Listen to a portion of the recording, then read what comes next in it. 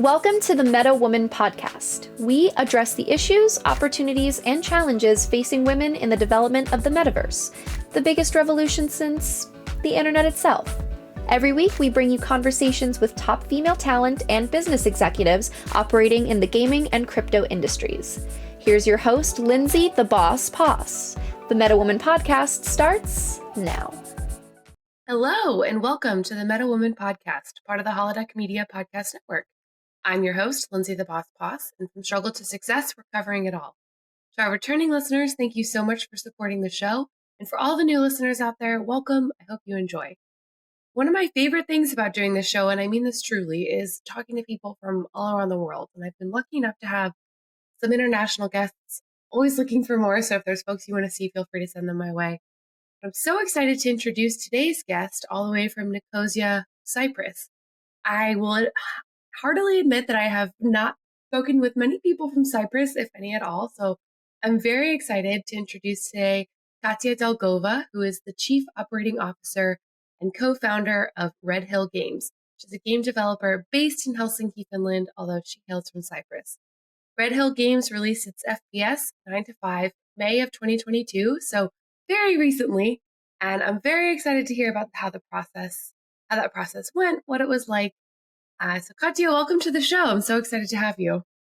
Thank you, Lindsay. Happy to be here. Can you please introduce yourself and give the audience a bit of your backstory? Yes, just in a few words, not to bother anybody to death with my life. So I'm Katya. Right now, I am co-founder and chief operating officer of Redhill Games. And as Lindsay said, we are working on the FPS game. For now, we have one live game, which is 9 to 5, which is available on Steam and Stadia. If you want to try it, feel free. Otherwise, we decided that we want to work on different shooting games. And so we have several R&D projects in the work as well. But nothing is announced, so unfortunately cannot share a lot of details here. How did you wind up with co-founding a game development studio that started in Finland while being in Cyprus? I'm needing to ask you that. Sure. Well, this is the power of internet, I guess, and online remote work. Together with friends, we decided that we want to set up our own company. And there are 4 co-founders. 2 of us are in Cyprus. 2 of our co-founders are in Finland. So from the very beginning, we had 2 offices. One is in Helsinki, which is headquarters, that's Finland, and one in Cyprus, in Nicosia. But in Cyprus, we have a small operation. Gotcha. Okay. So I want to start off by talking about your role at Redhill. In a past conversation, we talked about how you do many of the things that aren't related to actual game development, from partnerships to legal to operations, marketing, game testing, user acquisition, the wide world that is not game development. But I want to just start right away and talk about how non-software development folks can get involved in gaming. So can you tell me what your past experience was, how you got to founding Redhill, and how you've been able to use what you previously did in games and game development? Well, first of all, before starting our own gaming company, I've been working for another gaming company. So I wasn't completely stranger to the gaming industry. Although before that, I was working in the financial industry and in software, in IT. So it was somewhat related to dealing with different developers, programmers, and all these creative professionals who need special attention and require a lot of creative environment around them. So from that perspective, I wouldn't say that everything I'm dealing with is not exactly game development. So the main purpose of operations is to enable game developers to develop the game. So we are supporting them on the background with whatever activities are needed, either bringing extra resources from external providers, or working with communities, or looking for the audience to introduce the game to. So we are part of the development process as well, although not writing the code or creating beautiful art and not designing anything. Although, of course, like everybody has ideas of what is the best game and how you need to make it. And in terms of people getting into the gaming industry, I think like the main prerequisite is you need to love games. And then the gaming industry is so diverse and so many different skills and professions are needed here. So be it like finance, be it legal, community marketing, business intelligence, all of that is now required in the game. So it's not only programmers and not only designers who are making games. So whatever you like, whatever you do for living in general, it can be connected to the games if you like the industry and you want to be part of it. That makes sense. I definitely feel, and this leads perfectly into the second question, because I'm going to push back just a little bit, because I've met tons of people who are passionate about games. And you're right, that is definitely the first step for sure. I've also met tons of people who are passionate and kind of don't know where to begin.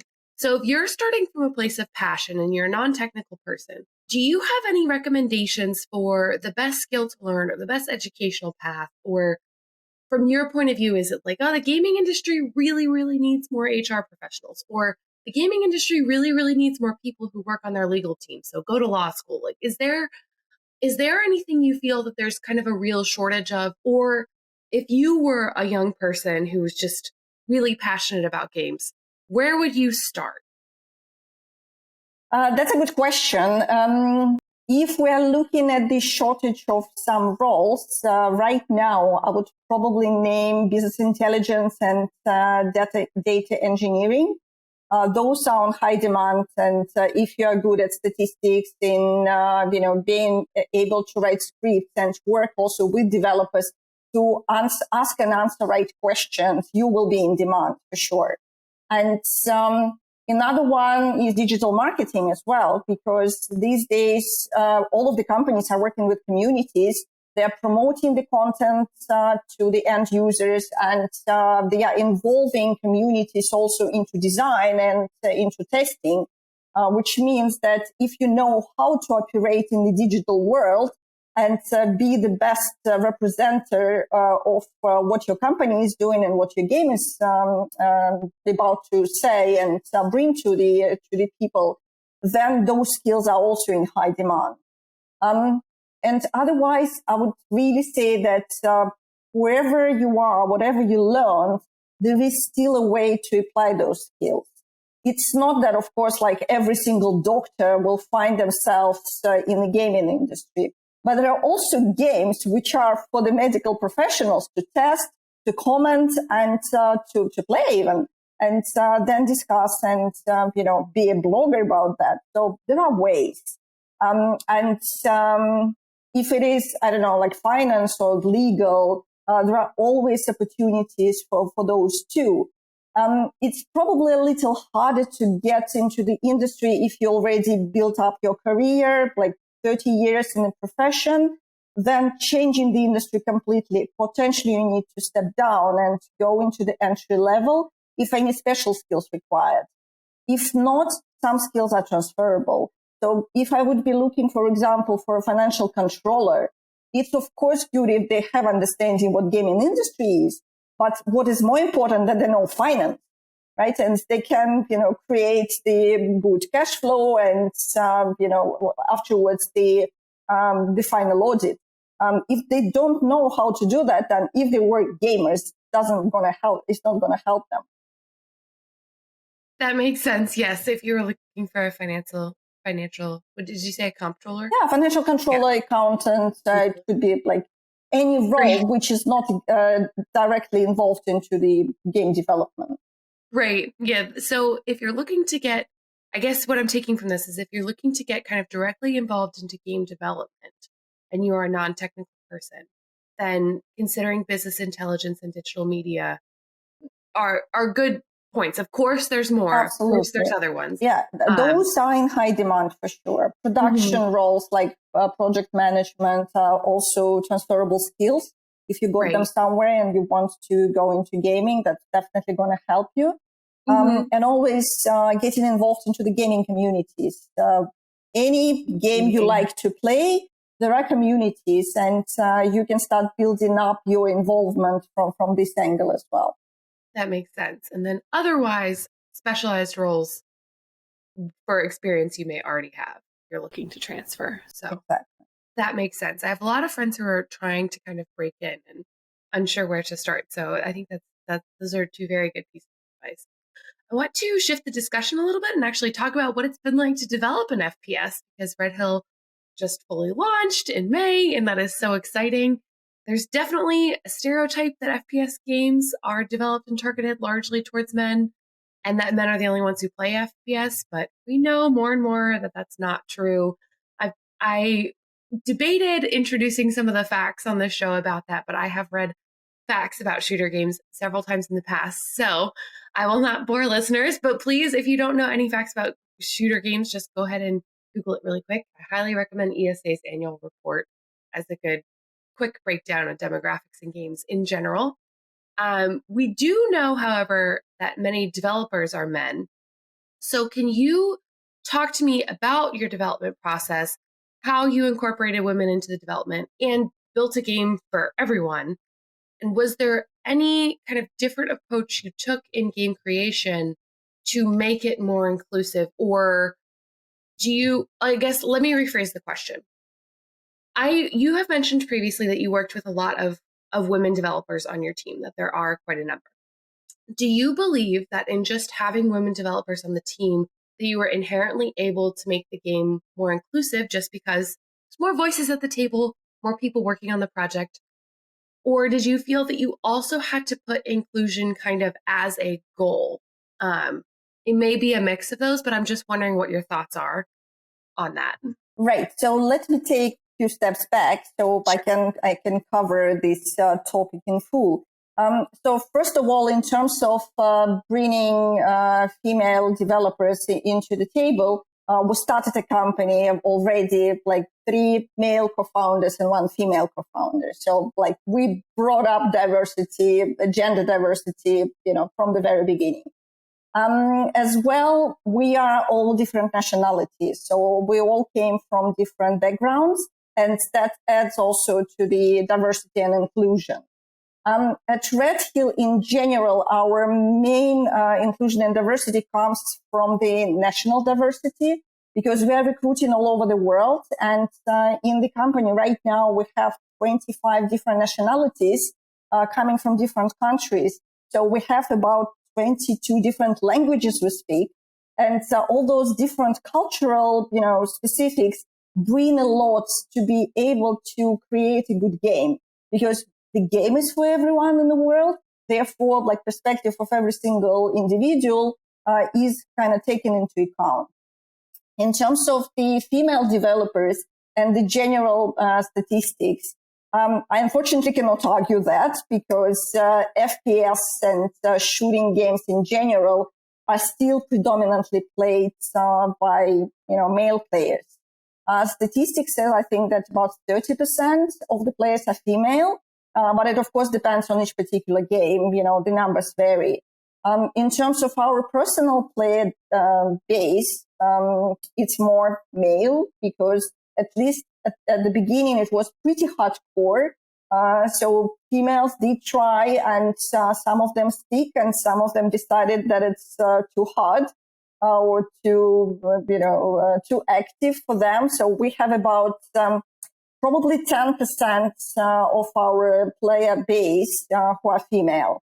And usually those female players are very vocal. So they are members of the Discord communities. They are talking, they are making suggestions. They are actively taking part in whatever tests and events you announce. So they are usually quite good in cooperating with the developers. Male players, because it's just in number, they are bigger number. Of course, they also do that. But if you compare the percentages, pretty much everybody from the female player community who play, they all talk as well. So therefore, their voice is usually heard much more than the other genders. In terms of the developers as such, again, we are mainly male-dominated company, again, for the obvious reasons. Although we do have senior developers who are female.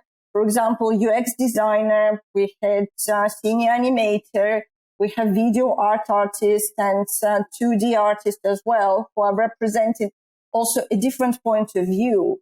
And what we believe, and all our male colleagues agree, whenever you have a different mixture of genders in the team, that helps you having the different perspective. Because otherwise it is pretty streamed, and it's hard to consider things from different angles. And having different genders in the team kind of minimizes this issue. I would definitely want to have more female programmers. Not that many exist in the world, in the gaming community. So we have discussed with the colleagues as well, how can we change it in general? And we think that probably we need to start really, really early at schools, explaining kids at school what is good about being a programmer, and encouraging girls to join programming professions. Then we will definitely have a bigger pool of candidates to choose from. Because there are studios who only have females, for example. Such studios exist, but they're not doing shooters. They are usually doing design games or some fashion games or something for the children. But of course, there is still an opportunity to bring them along and incorporate into our world. So absolutely, there is a need for that, and the programmers will benefit a lot if they have females in their group. I want to plug a different episode really quick, just because I recently interviewed Dr. Jacqueline Thomas of Girls Pursuing Science, and we almost exclusively talked about getting girls into more science-based professions and starting young and all of that. So I totally agree with you when it comes to starting them young. And I confessed to her, and I'll confess to you too, that I was also a failed science major in school. I had a very active interest in science, and I wound up leaving. And women, unfortunately, leave at a much higher rate, which is something I found out much later on. But I just didn't have the confidence as a 19-year-old to stick it out, and I wish I would have. So I completely agree with you that it starts early on. It definitely starts with education. Would you say that being, and this is, I think that there's an obvious answer to this question, so I'm not expecting anything crazy, but I'm assuming because you're able to bring in so many different folks in so many different nationalities, that you are a largely remote company. We're not. You're not. Wow. No. So all these people are in Helsinki. real life. Yeah, they're in Helsinki, and they are in Cyprus. And in general, we don't mind remote work as a concept. We started the company office-based. Then we had COVID, and we learned how to work remotely. And some people work remotely every now and then, so we're not policing them, being physically in the office on a daily basis. But for the smaller company, it's much easier to interact when you have face and live contact. Mm-hmm. It's much faster. It's more efficient to discuss ideas, at the coffee machine, and then go to your workstation and implement it right away. So going forward, when we grow, potentially we will be more remote than we are now. But at the moment, majority of the employees are office-based. So then what were your recruiting practices like to get so many people from different nationalities, especially with being in an office? Well, we attracted them. So Finland is a good place to live, very family friendly, good environment, good ecology, good government, doing a lot of things for the population. And also the Finnish government is pretty good in supporting IT industry and games in particular. Therefore, it's pretty easy to attract people to relocate and start building their lives in the new country. And also some people like when it's dark and cold, and every now and then a little bit of a summer like now. And some other people prefer to have, hot weather and close proximity of the sea. And therefore we have Cyprus for that. But when you just start the company, you're pretty much attracting people by the names of the core team who is already there, and the attractiveness of the work you can offer. Because of course, like developers are not just, chasing the life environment, right? Few, yes, but in general, it's more important what you're going to work for.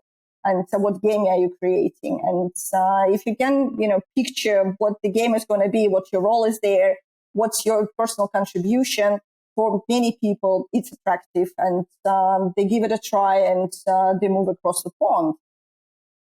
Very cool. Well, that's unexpected, but very neat. See? We're going to broaden this a little and still talk about work environments, but we also had previous conversations about the tech industry at large, and my own experience, which I've shared. And the most frustrating part is getting stuck at a certain position. So I think that we've had the Great Recession and we've had people leaving their jobs. And I know that's been, or the Great Resignation rather. I know that's been a US trend for sure. And one of the number one reasons here for people leaving their jobs is lack of upward mobility. You get to a certain point and that's the point you're at. And there's no going beyond that. So as a company that has put all this effort into recruiting diverse talent and having them move to Finland or Cyprus, how are you thinking about that next stage of providing paths upwards so that people don't feel stuck, actually stay where they are, get new opportunities, constantly learning and thinking? What's your approach to that? Well, in general, I would say Redhill is as guilty as any other gaming companies, because of course, we have so many senior positions and leading positions as we have. And some people, if they have aspirations to become the next CEO, they most likely need to create their own company, potentially. Maybe there will be opportunity with us. But CEO is a little different. I'll give you that one. Right. But in general, we do have career progression plans. And last year, we hired a dedicated person who is dealing specifically with working with leads and with the employees to make sure they know where they want to go. Because also there are two different paths. Some people want to become people managers, and these are certain skills you need to learn in addition to your personal profession. And some people want to become experts, and then that's more technical, and they just need to make sure that they grow professionally as much. And there should be a good interaction in between. And of course, not every personal wish can be fulfilled in a small company, but of course, we're trying that. When we started the company, we had to hire seniors because you have 10, 20 people and you're expected to create something which is comparable to AAA. So people have to wear many hats, and therefore they have to be very productive in what they're doing. So unfortunately, it's not usually the level of the juniors or interns or even mid-level employees. But even in the first year, we already started the internship program. So we brought very, very junior, early in career people and started teaching them and developing them inside. And they grew with us, and they got promoted several times and then decided if they like this path or not. So sometimes the best way to get promotion is to leave, unfortunately, and it's not gaming industry specific. That would be any industry, fact, unfortunately. But of course, for bigger companies, there is more opportunities to have several projects in parallel. But we are also considering that having several projects being developed so people can move around and take different roles on different projects. It doesn't mean it's 100% guaranteed, but there would be opportunities over time. Doesn't mean that you join us today as a senior programmer and you will become principal programmer or lead programmer in a year. You may, right? Or you may become a people lead on a new project if that's the interest you have and you want to develop into this direction. That makes sense. And when we're talking about kind of big studios versus small studios, I'm wondering if you have any thoughts on startup versus indie publisher versus AAA studio. So I guess, so you have experience definitely with the startup studio. And I know you mentioned you previously worked in games. We didn't dive into that too much, so I'd be happy to learn more about what that was. But if you were on the job market right now, is there one where you think there is more growth opportunity or a better work environment in general? Like how, if you, when you step back with the experience you've had in the games industry, which of those is kind of the most attractive and why? At this point in time, I would say I would probably go again to a startup or maybe, do similar startup myself with some friends because obviously I don't have all the skills and I would need complementing skills. The main reason for that is when you work in a smaller environment, first of all, you have more responsibilities if you're interested in that. You can do more things, and it's good and bad in wearing different hats. But never in the past, I was, doing user acquisition or marketing, right? And now I have this opportunity to learn that also for myself. If I would have been working in a big company like before, it would most likely be one discipline. You can, of course, make an initiative and do something like in the adjacent disciplines, but most likely it still will be, directed quite heavily within the, corporate rules. So from that perspective, for me personally, working in a smaller team makes you more in control, gives you more responsibilities, more opportunities, and also you can try different things. So right now, for me, that would be the choice. This is a distinction I hadn't thought about before because I am definitely a person who likes to have several projects going at once. And so it's interesting to hear, the larger you go, the more kind of singular your focus becomes. I think that's a really astute observation. And especially as someone who doesn't prefer to have a singular area of expertise, that's something that I'll definitely carry forward. I've definitely gotten pigeonholed, I guess is the word, in the past. And it's a little bit harder to be creative when you're only looking at one area. So that's a great piece of wisdom for folks out there. And that being said, there's plenty of people out there who have one area of expertise that they love and are super passionate about and can spend 40 hours a week on. And maybe then it's worth going to a bigger place where you just have the one thing that you do and you love it. Well, those roles also available in the smaller companies and like ours. And if you like to be an animator and you only like to animate hands, you would still have a chance to do that, and you can do it all your life, right? But if you want to do more, then of course in the smaller environment you would have more opportunity to try new things. Sometimes out of necessity that the company cannot get as many people. But that could be also a choice. If you want to do that and you suggest to your manager, to your lead, like, let me try, most likely they will agree. Where did this hand development example come in? Because that feels very specific. Well, we're operating the first-person shooter, right? So right. you need the hands is and what you're people thinking, see. wow, right? The hands were really hard to animate. That's funny. Can we talk a little bit? And again, we talked about this when we met up before. The difference in approach to the Western and American environment versus where you are when it comes to the Nordics and Europe in general. What are kind of the differences you see in game development companies? Similarities? Just comparison. Would love to get your thoughts.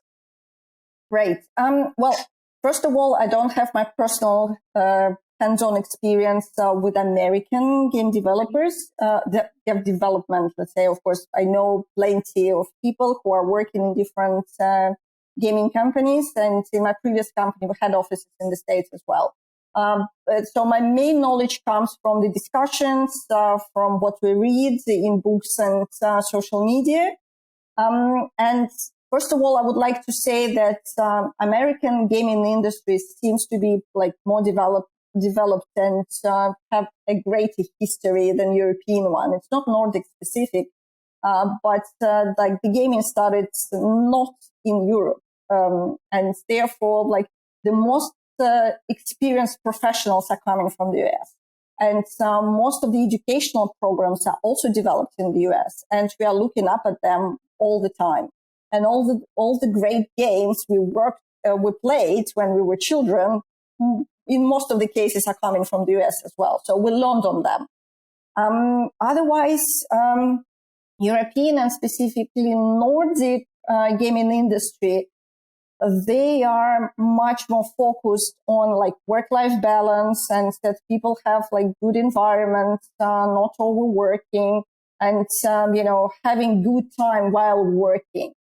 And you hear a lot that in the States there are lots of crunches and crunch after crunch, and afterwards people just want to leave and have a little bit of life, or sometimes they have to jump into the new project as well. So in Europe, it's much more regulated towards the employees. Again, not specifically gaming industry, but in general, labor law is dictating that. So our employees have very different experience from that perspective.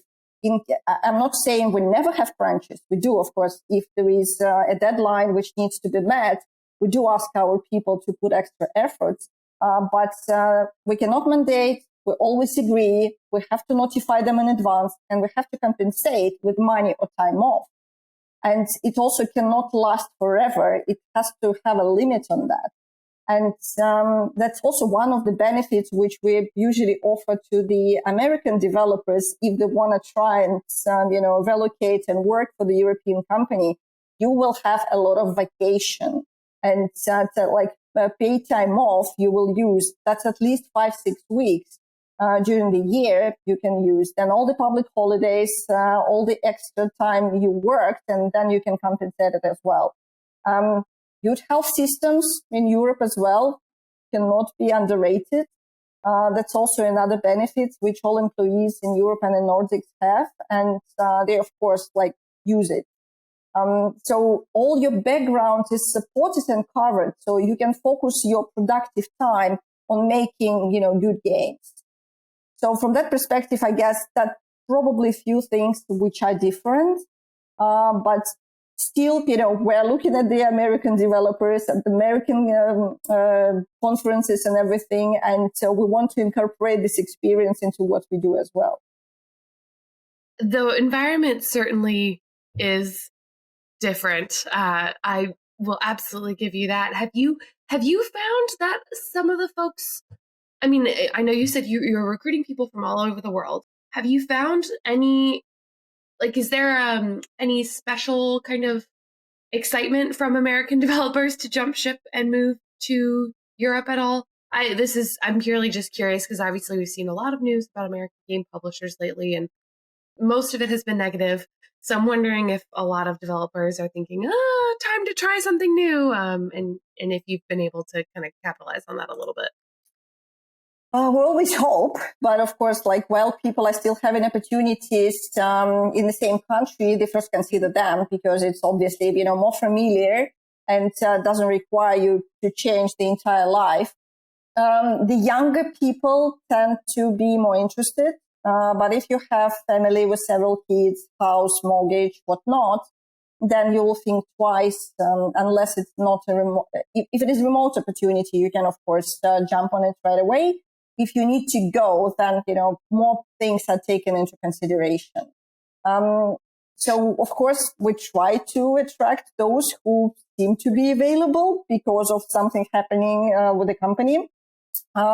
So far, we don't have too many Americans working for us. We have 2 out of 70.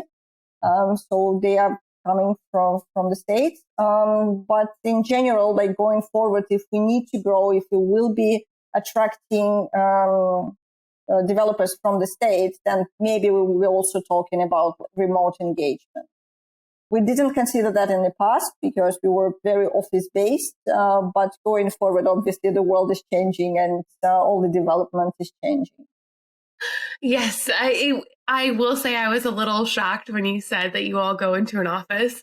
That totally took me back for a second. Like, wait, people do that still? We do, yes. That's not a bad thing.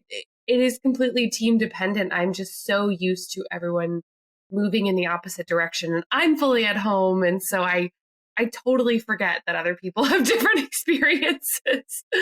I want to talk also just about the startup environment, because we've talked a lot about working at a small game developer, and we've thrown around the word startup, and you've mentioned the story of how you got it started.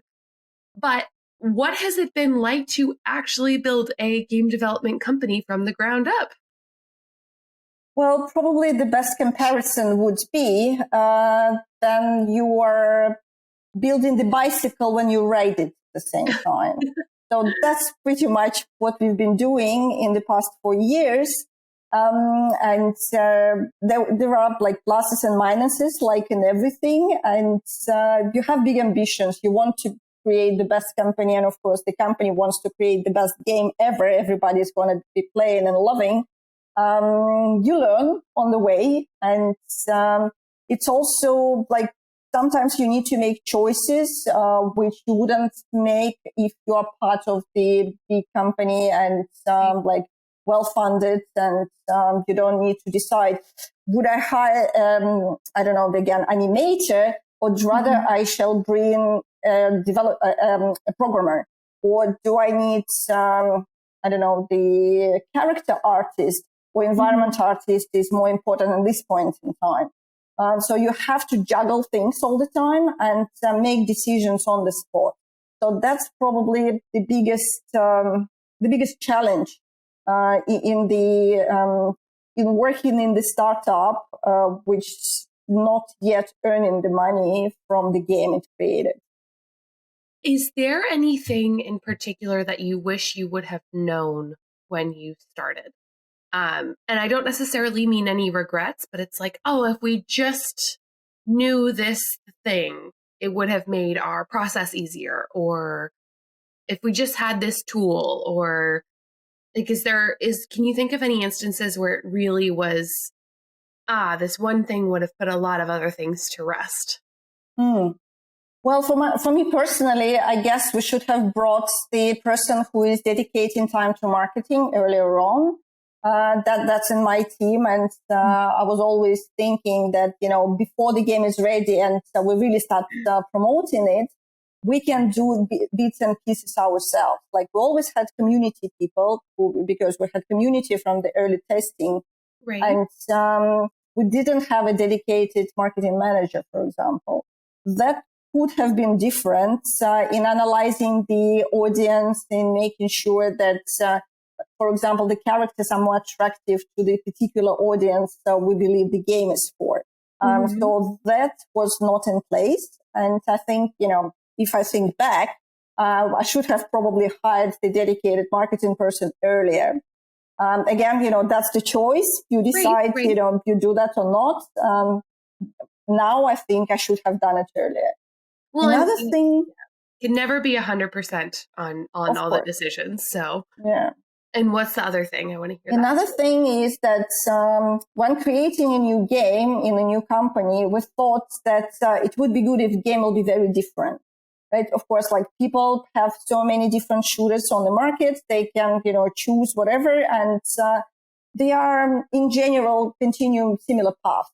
So we introduced a little too many new things into design.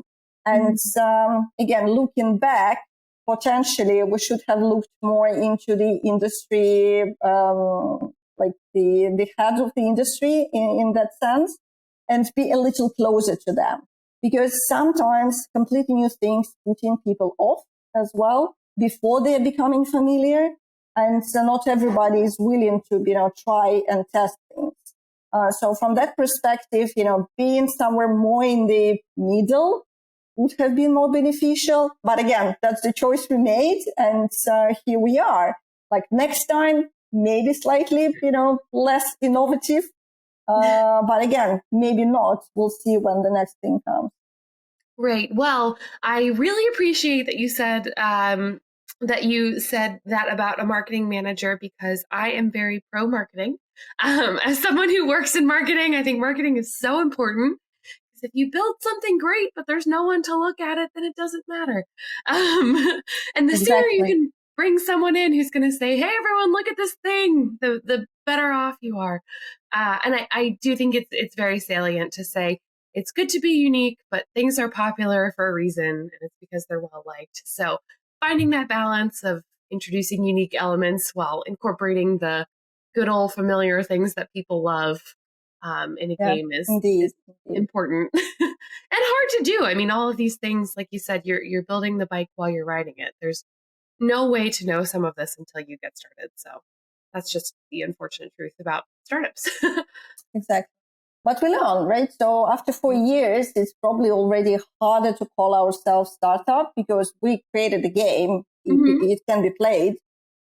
We have very good team, but still, we are small, and our general attitude hasn't changed much. So we're still kind of startupish. I get it.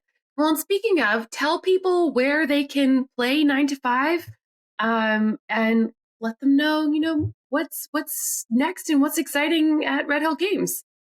So obviously we continue working on 9 to 5, and that's on Steam and on Stadia, depending, what you prefer, keyboard and mouse or controllers. Mhm. It's available on both platforms. And as I mentioned at the beginning, we are planning to work on shooters. So something next will be also in the shooting genre.